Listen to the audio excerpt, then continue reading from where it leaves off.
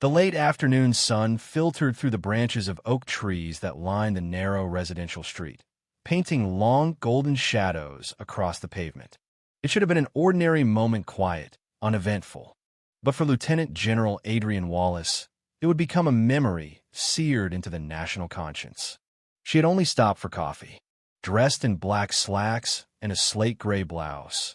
Her commanding posture and confident gait exuded quiet authority. Her luxury black sedan, spotless and government-issued, had barely cooled from the drive when two local patrol officers noticed her stepping out. Their eyes narrowed. They didn't see a woman of valor who had led strategic operations in multiple war zones. They didn't recognize the architect behind one of the Pentagon's most secure logistics networks. They saw a black woman stepping out of an expensive car. From across the street, one of the officers murmured to his partner, "Suspicious vehicle." The other nodded. "Looks out of place." Adrian didn't hear them at first. She was already heading inside the cafe, mind focused on her upcoming debriefing schedule for that evening. But when she returned with her iced Americano in hand, she found the two men waiting. "License and registration," one barked. Adrian raised an eyebrow. "Excuse me." "You heard me." There was a chill in his tone that didn't match the sunny afternoon. Adrian looked him in the eye. "On what grounds?" "You fit a description," the taller one said, adjusting his belt as though trying to seem more intimidating. She didn't flinch. "I am Lieutenant General Adrian Wallace. I'm en route to a classified meeting at the Pentagon. This stop is unnecessary and, frankly, inappropriate." The shorter officer sneered. "Nobody's above the law, ma'am." "Apparently, not even those who write the rules," she replied. And that was all it took. The taller one moved first. Without warning, he yanked her arm behind her back, twisting until she let out a restrained gasp. The coffee tumbled from her hand, shattering on the sidewalk. The taller officer slapped cold steel cuffs around her wrists with a harsh finality, the metallic clink echoing like a gunshot. "You're resisting arrest," he growled. Bystanders froze. Some pulled out phones.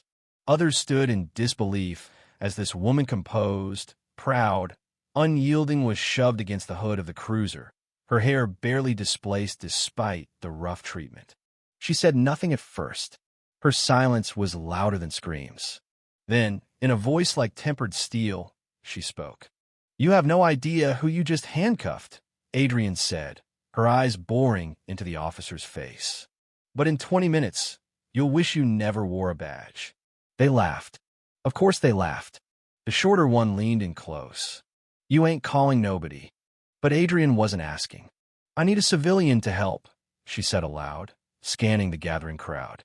A young man, mid-20s, wide-eyed, stepped forward hesitantly. What's your name?" "Eric." "Eric, I want you to dial a number. It's a Pentagon emergency line. You'll need to say exactly what I tell you." The officers laughed again, louder this time. One of them rolled his eyes. But Eric, hands trembling, took out his phone. Adrian began reciting a string of numbers from memory, 9 digits, followed by a short verification code only a few dozen people in the world would ever know. The phone rang twice. Then a clipped, male voice answered. "Pentagon secure line." "Who's calling?" Eric's voice cracked. Ush said, "She's General Wallace.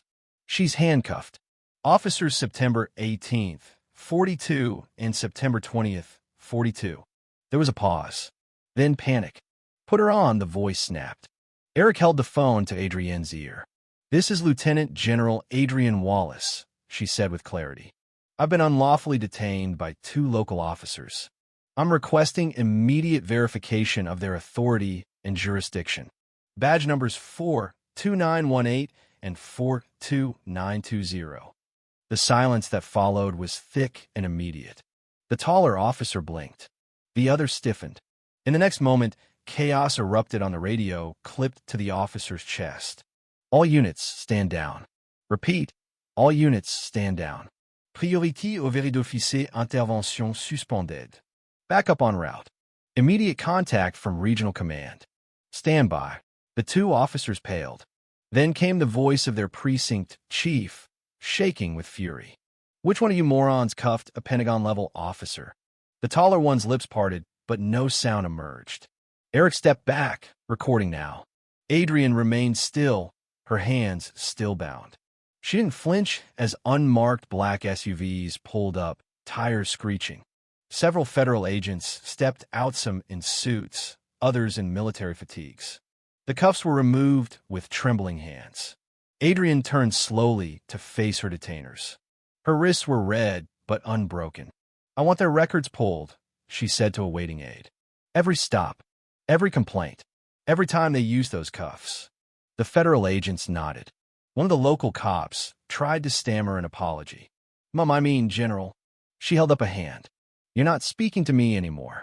She turned and walked to one of the black SUVs. The door opened for her.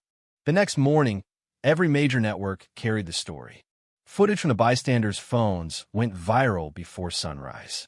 There she was, Adrian Wallace, standing tall as her captors were led away in handcuffs of their own. The news anchors recounted every detail.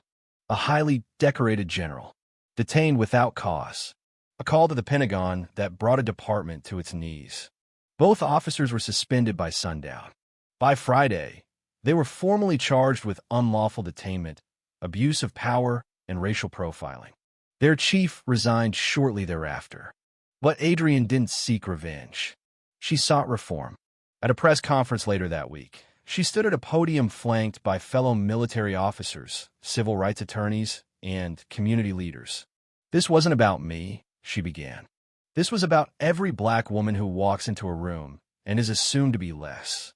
Every decorated veteran who's seen more combat than any officer on that street, but still gets treated like a suspect.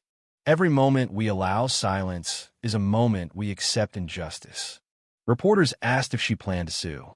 She shook her head. "I don't want money. I want change." But change came. The department involved underwent a federal audit. A new community oversight board was created. Every officer in that precinct was mandated to undergo training in civil rights, cultural sensitivity, and federal law. As for Adrian, she returned to the Pentagon the following week, resuming her post with the quiet strength that had defined her career. She continued to shape military strategy, advise on defense policy, and mentor young officers, especially young women of color who saw in her someone unbreakable. The memory of that day remained with her. Not because she was hurt, but because it reminded her why she served. Not just to fight foreign enemies, but to defend the idea of America. Even when America forgets who she is. Even when America tries to cuff her. She would stand, and she would speak, and she would not yield. Because Adrian Wallace had never been built for silence. She had always been built for command.